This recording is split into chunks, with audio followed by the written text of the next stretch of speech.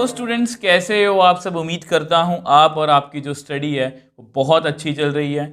आज की वीडियो में हम क्लास 10th के अंदर chapter number 3 pair of linear equations in two variables को हम डिस्कस करने वाले हैं। मतलब इसकी हम इंट्रोडक्शन करने वाले हैं, मतलब इसका हम बेसिक पार्ट जो है उसको हम डिस्कस करने वाले हैं।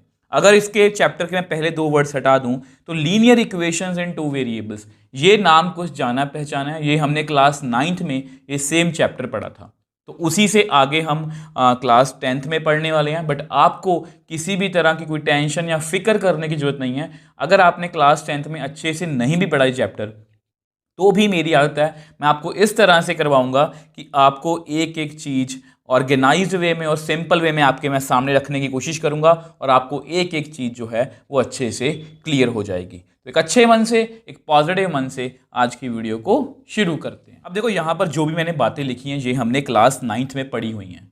या आप क्लास 9th को भी छोड़ दो, ये हमने अभी अभी चैप्टर नंबर 2 पॉलिनोमियल्स के अंदर पढ़ी थी, जिसमें मैंने आपको वेरिएबल, टर्म, कोफिशिएंट सब कुछ बताया था।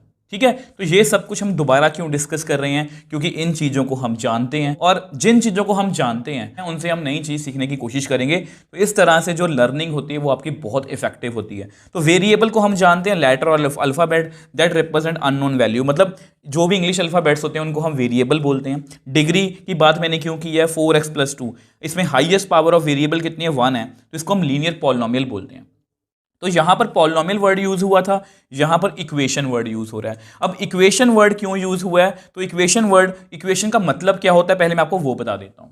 अब देखो, यहां पर मैंने इक्वेशन की बात की है। अब इक्वेशन की हमें डेफिनेशन याद नहीं करनी है, बट इससे आपका कंसेप्ट क्लियर होगा। A mathematical statement that shows that two mathematical expressions are equal. जब भी हम दो चीज़ों को, देखो इसको सिंपल भाषा में समझते हैं, जब भी हम दो चीज़ों को आपस में इक्वेट कर पाएं, ठीक है, तो इक्वेट कैसे करेंगे? अगर इज इक्वल टू का साइन होगा, ये left hand side equal to right hand side, left hand side में जो भी स्टेटमेंट है, एक्सप्रेशन है, वो राइट हैंड साइड के इक्वल है, इज इक्वल टू जीरो। यहाँ पर कुछ बच्चों को ये भी कंफ्यूजन होती है कि यहाँ पर जीरो होता है, ऐसी कोई बात नहीं है। तो यहाँ पर वेरिएबल कितने हैं आप मेरे को ये बताओ, यहाँ पर वेरिएबल कितने हैं? तो ये है लीनियर, डिग्री कितनी है? 1 ना, तो ये है लीनियर इक्वेशन इन 1 वेरिएबल, इसको हम ये बोलते हैं। ठीक है, और ये क्या है आप देखो बताओ, इसमें वेरिएबल कितने हैं? 2। ये क्या है हमारा? Linear equation in 2 variables. I hope पहले आपको ये क्लियर हो गया कि लीनियर इक्वेशन इन 2 वेरिएबल्स बोलते किसको हैं। देखो, ये ऐसा नहीं है कि ये ऐसी होगी, ये ऐसी भी हो सकती है। 2x+4y = 6, ये भी एक लीनियर इक्वेशन इन 2 वेरिएबल्स है। ये जरूरी नहीं है कि राइट हैंड साइड में जीरो हो, वहां पर कोई भी और कांस्टेंट भी हो सकता है। तो ये एक जर्नल, मतलब देखो ये एक जर्नल तरीका है उसको लिखने का, तो इसकी एक जर्नल फॉर्म होती है, क्योंकि उसी के बिहाफ पर हम क्वेश्चंस को भी सॉल्व करेंगे। अब मैं आपको वो लिख के दिखा देता हूँ। अब देखो, ये जर्नल फॉर्म है, कितनी है? ax+by+c = 0।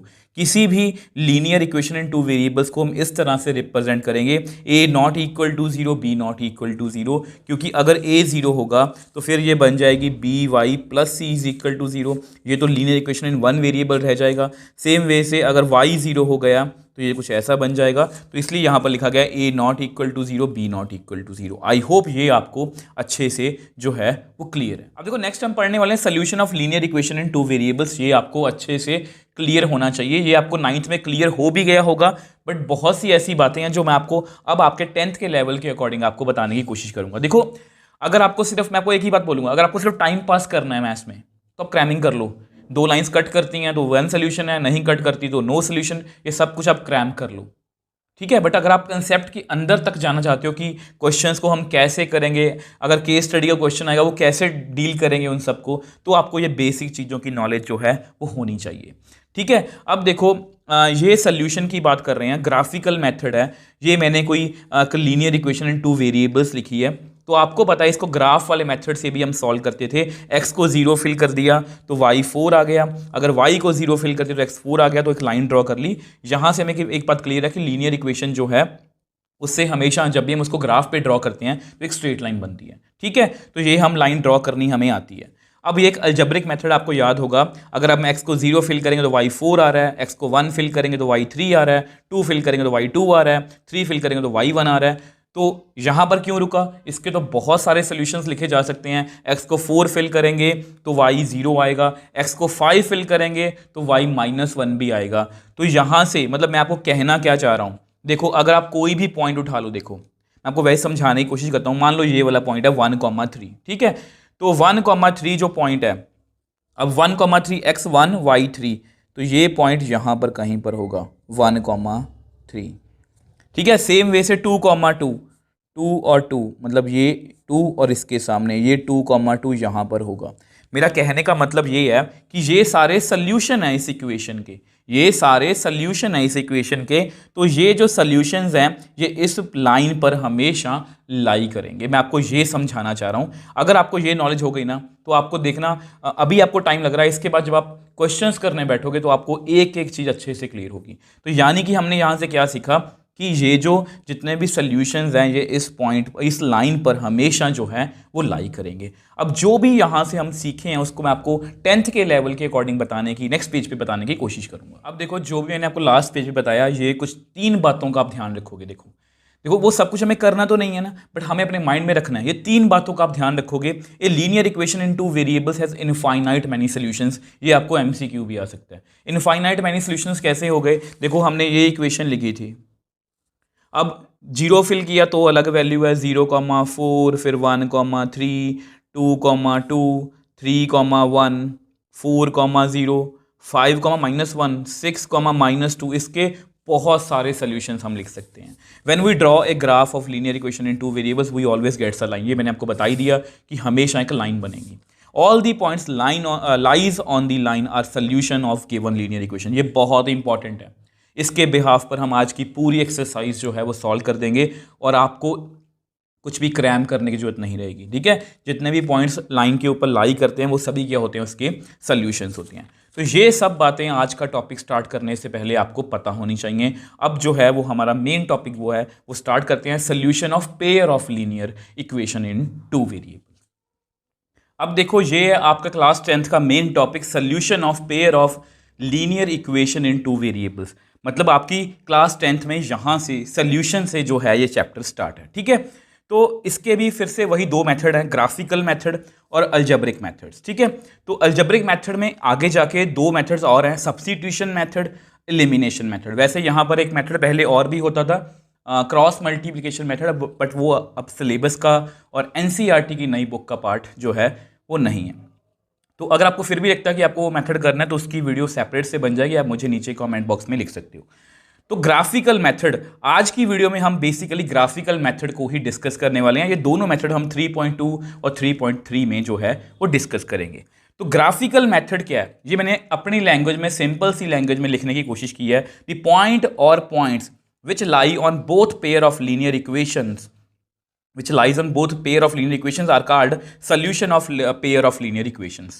तो ये ग्राफिकल मेथड की डेफिनेशन है। इस डेफिनेशन से आपको एक एक बात जो है वो क्लियर हो जाएगी। देखो ग्राफिकल मेथड में होगा क्या, जिस तरह से मैंने लास्ट पेज पे आपको बताया था, हम इसको ग्राफ पे ड्रॉ करेंगे और क्योंकि यहाँ पर पेयर है तो 2 लाइंस होगी तो उन दोनों को ड्रॉ करेंगे।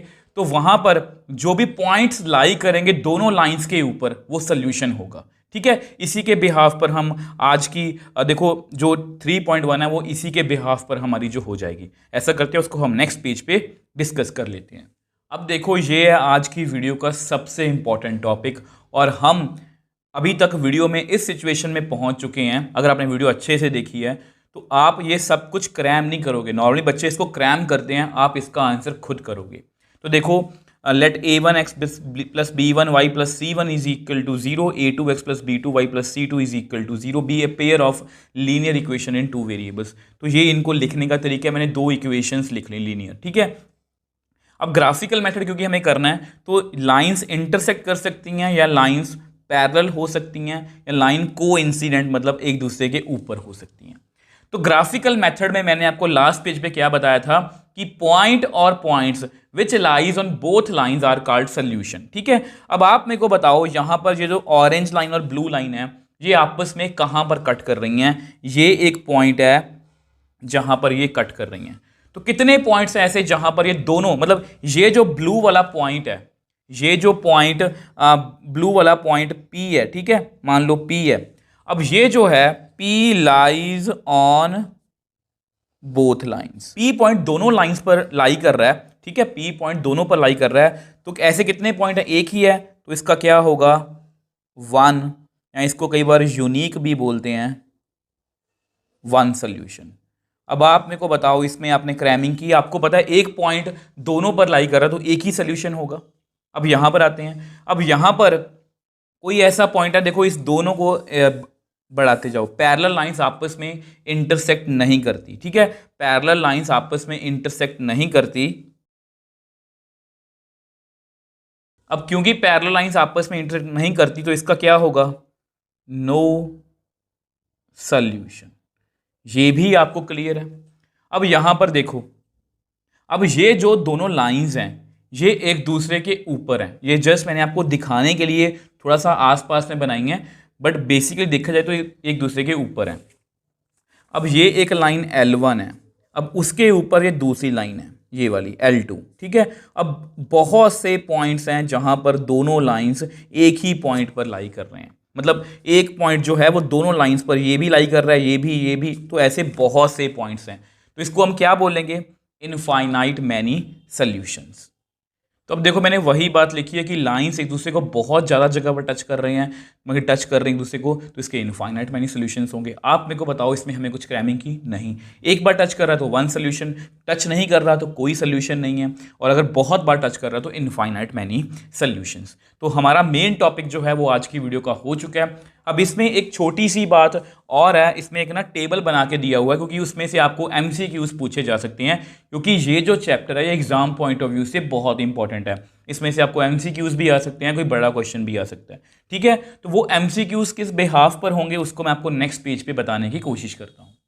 अब देखो जो नेक्स्ट हम डिस्कस करेंगे वो है कंपेयर दी रेशियोज, ठीक है। इससे हम डायरेक्टली बता सकते हैं कि कितने 1 सोल्यूशन है इनफाइनाइट मैनी, या मतलब कि कोई भी सोल्यूशन नहीं है। तो ये आपको MCQs में पूछे जा सकते हैं, तो ये काफ़ी आपको हेल्प करेंगी।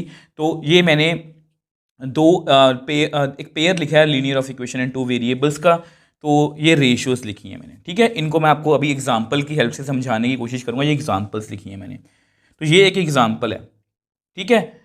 तो अब इसको ध्यान से समझो, अगर इसको मैं कंपेयर करूं तो x के आगे क्या है? a1 बाई a2 की बात हो रही है। तो अगर मैं यहां पर a1 लिखूं, a1 कितना है? 1। b1 कितना है जो y के साथ है? वो कितना है? -2। प्लीज़ इस बात का आप ध्यान रखोगे, ऐसा नहीं है कि आपने +2 लिख देना है, क्योंकि हमेशा यहाँ पर प्लस होता है। इस जर्नल फॉर्म को आप याद रखोगे, तभी मैंने साथ में लिखी है। तो y के साथ जो भी है विद माइनस उसको हम लिखेंगे। अब यहाँ पर C1 तो नहीं है, आप कहोगे सर C तो नहीं है, तो इसको मैं ऐसे लिख सकता हूँ x - 2y + 0 = 0। तो यानी कि C1 की वैल्यू 0 है, ठीक है। सेम वे से A2 की वैल्यू कितनी हुई? 3। B2 कितना हुआ आपने को बताओ, y के साथ क्या है? 4। C2 कितना हुआ? अब 20 लिखना, कितना लिखेंगे हम? -20, क्योंकि C1 + C2 है, तो जो भी वैल्यू होगी उसको माइनस के साथ लिखेंगे। अब a1 बाई a2, अब इन दोनों को मैं कंपेयर करूं, 1/3 - 2/4, ठीक है, 0/20। अब इसको मैं नहीं लिख रहा क्योंकि हमें इसी को बेसिकली आपको एक्सप्लेन करना है। तो यहां पर अगर आपको कट हो रहा है तो उसको कट कर दिया करो, तो ये कितना बन गया? -1/2। तो which implies 1/3 not equal to -1/2। तो ये सिचुएशन आ गई हमारे पास, ठीक है। इसको एक बार ऐसे ही छोड़ देते हैं, अभी मैं आपको सॉल्व करना सिखा रहा हूँ। तो ये आपस में इक्वल नहीं है, तो हम यहीं पर रुक गए। अब अगली एग्जाम्पल पे चलते हैं। यहां पर आप मेरे को a1 की वैल्यू बताओ, 2, b1 की वैल्यू बताओ, खुद करो, यस 3, c1 की वैल्यू बताओ -9। वेरी गुड, ठीक है। a2 की वैल्यू कितनी है? 4, b2 की वैल्यू 6, C2 की वैल्यू -18। वेरी गुड, ठीक है। अब फिर से वही 2/4, 3/6, ठीक है। अब मैं एंड लिख रहा हूं, -9/-18। तो जो कट हो रहा है उसको कट कर दो, जैसे ये यहां पर 2 आ गया, ये यहां पर 2 आ गया, ये यहां पर 2 आ गया, तो मेरे पास क्या सिचुएशन आ गई? 1/2 = 1/2 = 1/2। तो ये भी आपको क्लियर है, ठीक है। अब लास्ट सिचुएशन है, अब देखो यहाँ पर आप मेरे को बताओ a1 की वैल्यू कितनी है। अगर x के आगे कुछ भी ना हो तो उसको हम 1 लिखेंगे, b1 की वैल्यू कितनी है 2, c1 की वैल्यू कितनी है -4। ठीक है, तो मैं यहाँ पर आपको बार बार बोल रहा हूँ गलती नहीं करनी। b2 की वैल्यू 4 है, c2 की वैल्यू -12। तो इसको भी लिखते हैं 1/2 एंड 2/4 एंड -4/-12। अब यहाँ पर भी ये आपस में कट नहीं हो रहा, ये कट हो रहा है, तो ये भी कट हो रहा है। तो मेरे पास क्या सिचुएशन आ गई, 1/2 equal to 1/2 not equal to 1/3। ये थोड़ी ना आपस में इक्वल है। तो इस तरह से मैंने सभी को जो है वो डिस्कस कर लिया। अब यहाँ पर मैं आपको एक बात बता दूं, कई बार ना पेपर में कुछ ये सिचुएशन भी होगी, जूने की हमेशा इसी साइड होगा। तो अगर ऐसा कुछ भी आता है तो आपने इस 9 को इधर ले आना है। हम हमेशा इसको इसी फॉर्म में लिखेंगे और कंपेयर भी करेंगे। अब देखो, अब मुद्दे की बात पे आते हैं। जब भी ये सिचुएशन होगी तो आप बोलोगे 1 सॉल्यूशन। ठीक है, जब भी ये सिचुएशन होगी इसको हम बोलेंगे 1 सॉल्यूशन। ठीक है, तो इसके नेक्स्ट जो पार्ट है, अब देखो यहां पर क्या हो रहा है, ये तीनों आपस में इक्वल आ रहे हैं। जब तीनों आपस में इक्वल आ रहे हों तो उसको हम बोलेंगे इनफाइनाइट मैनी सॉल्यूशंस।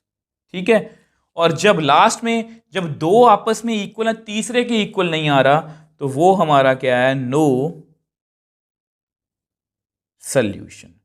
तो इस तरह से हमने रेशियोज को कंपेयर करके जो सॉल्यूशन है वो डायरेक्टली बता सकते हैं। ये आपको एमसीक्यूज में काफ़ी हेल्प करेगा। अब इसमें एक छोटी सी बात और है, मैं आपको टेबल बना के दिखा देता हूँ, आप उसका स्क्रीनशॉट लेके अपने पास रख लेना, और जब भी हमें क्वेश्चंस में ज़रूरत रहेगी उसका हम यूज़ जो है वो करते रहेंगे। अब देखो, ये वीडियो का लास्ट पार्ट है, इसका जो है आप स्क्रीनशॉट लेके रख सकते हो। मतलब ये आपके मन में होना चाहिए। स्क्रीनशॉट से मेरा मतलब ये होता है कि ये आप कहीं पर भी लिख के रख लो। ठीक है, तो कोई भी pair of linear equation in 2 variables है, तो आपको पता है अगर ये सिचुएशन होती है तो उसको हम 1 सॉल्यूशन बोलते हैं, हमने अभी अभी सीखा है। और अगर 1 सॉल्यूशन होता है तो उसको हम इंटरसेक्टिंग लाइन्स बोलते हैं। ठीक है, आज ही हमने ये भी सीखा है। अब ये बात नहीं है कि उसको हम कंसिस्टेंट पेयर ऑफ इक्वेशन बोलते हैं, कंसिस्टेंट। तो ये एक नई बात मैंने आपको बताई है। तो सेम वे से अगर तीनों रेशियोज बराबर हों तो आपको पता है इनफाइनाइट मैनी सॉल्यूशन, उसको हम कोइंसिडेंट लाइन बोलते हैं, क्योंकि वो एक दूसरे के ऊपर हैं तो बहुत बार टच कर रही हैं, तो बहुत सारे सॉल्यूशंस हैं, तो इनको हम डिपेंडेंट कंसिस्टेंट पेयर बोलते हैं। सेम वे से अगर दो इक्वल है, तीसरी इक्वल नहीं है, तो नो सॉल्यूशन। तो नो सॉल्यूशन में पैरेलल लाइंस हैं। ठीक है, तो इसको हम इनकंसिस्टेंट पेयर बोलते हैं। तो इनमें से आपको कोई भी क्वेश्चन एमसीक्यू में आ सकता है। इनकंसिस्टेंट पेयर में लाइंस कैसी होती हैं, पैरेलल। डिपेंडेंट में कैसी लाइंस होती हैं वो आपसे पूछेंगे, इंटरसेक्टिंग, कोइंसिडेंट या पैरेलल लाइंस। तो इस तरह के किसी भी तरह का क्वेश्चन जो है वो आपको एमसीक्यूज में आ सकता है। आई होप, देखो मैंने अपने पूरे एफर्ट्स लगाए हैं कि इसको आप अच्छे से जो है वो समझ पाओ। मैंने सिंपल और ऑर्गेनाइज्ड वे में मतलब कि आपके सामने चीज़ें रखने की कोशिश की हैं। आई होप ये सब कुछ आपको अच्छे से क्लियर है। अगर आपको फिर भी कोई डाउट है तो आप मुझे नीचे कमेंट बॉक्स में लिख सकते हो, या मुझे इंस्टाग्राम या टेलीग्राम पर मैसेज भेज सकते हो। मैं हमेशा आपका रिप्लाई करता हूँ। और वीडियो अगर आपको थोड़ी सी भी हेल्पफुल लगी है तो वीडियो को ज़्यादा से ज़्यादा शेयर कीजिए और इस चैनल को सपोर्ट कीजिए।